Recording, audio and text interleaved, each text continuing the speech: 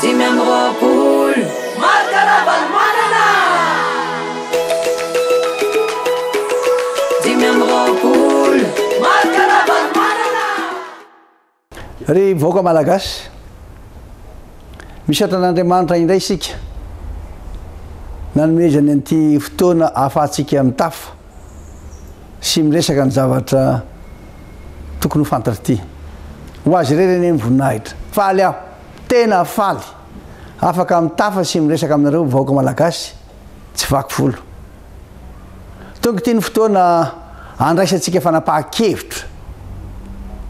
matotra sy entitra ho amin'izay ho avy ny Madagasikara handeha hifidy isika amin'ny 27 ny volana Desambra ho avy zao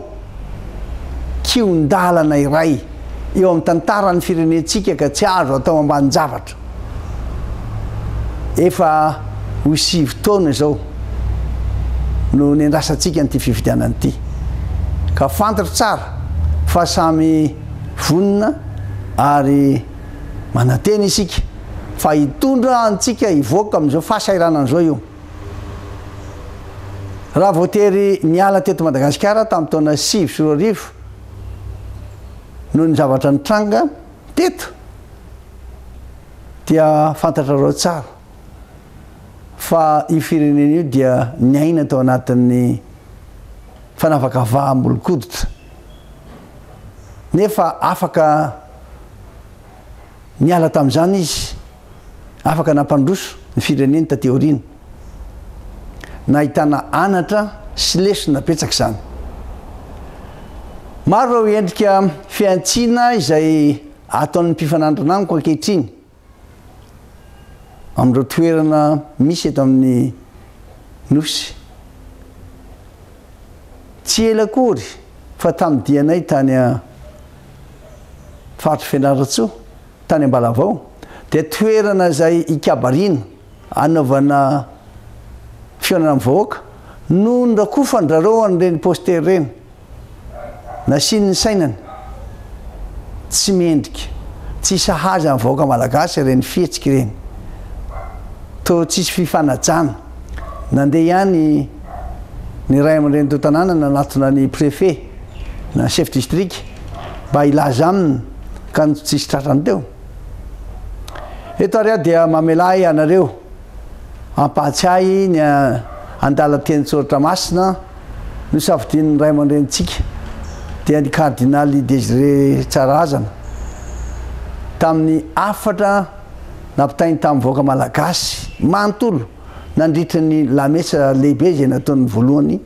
tamin'ny 15 Jolay tao Tomasina hoy izy aza manaiky resen'ny ratsy fa reseo amin'ny soa ny ratsy amin'ny Romanina toko 12 ny 120 mariako zany aho mariako tsara fa tena zavatra lehibe zany ny tiako lazaina le vahoaka malagasy dia andao isika iombona hiavana fa samy malagasy ary tokana ny tanjona dia ny ampandroso any Madagasikara raha nilatsaka hovidiana aho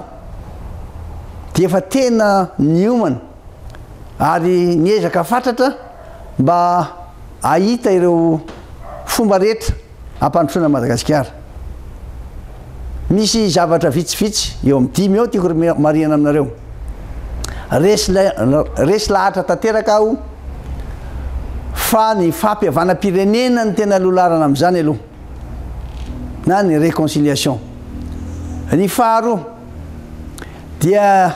tsy maintsy atao zay edivantsika ny tsy fandriam-pahalemana noho izany a tsy maintsy hiezaka isika rehetra mitady amin'ny fomba rehetra mba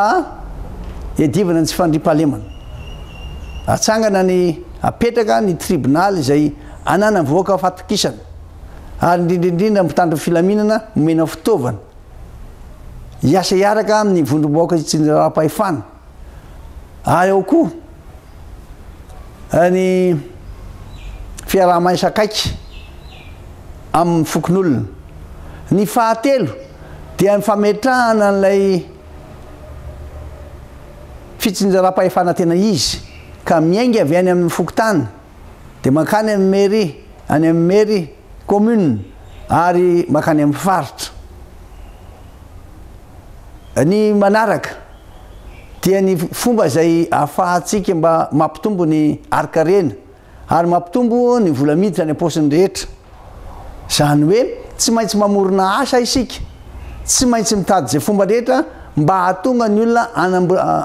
anana fidiram-bola ao aposiny satria raha mahantra izy petraka foana tsy fandrimpahalemana hoy aminareo hoe zavatra lehibe zany ary indrindraindrindra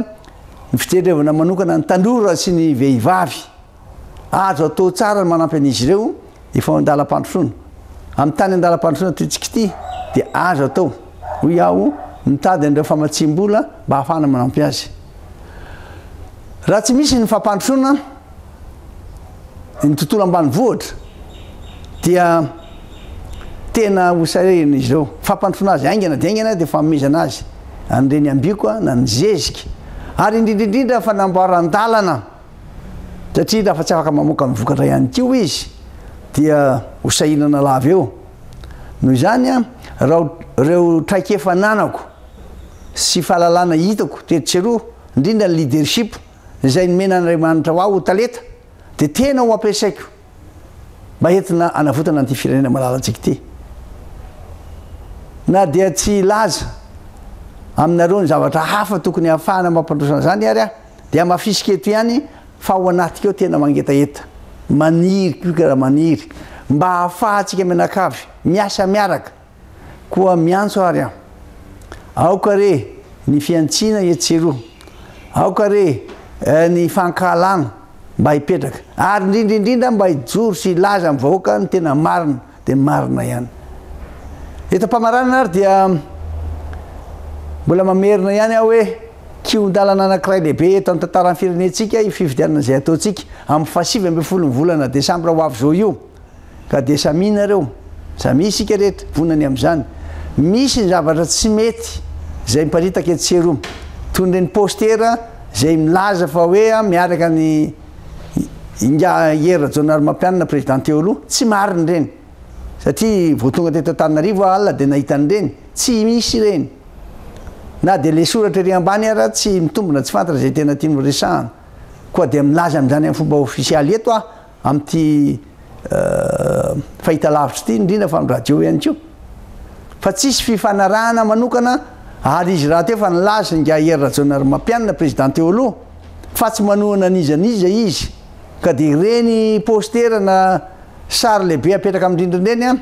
reny le lazaika anareo tena tsy mendrika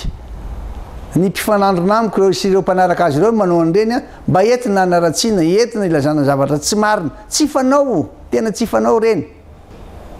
ka dia manantena aho fa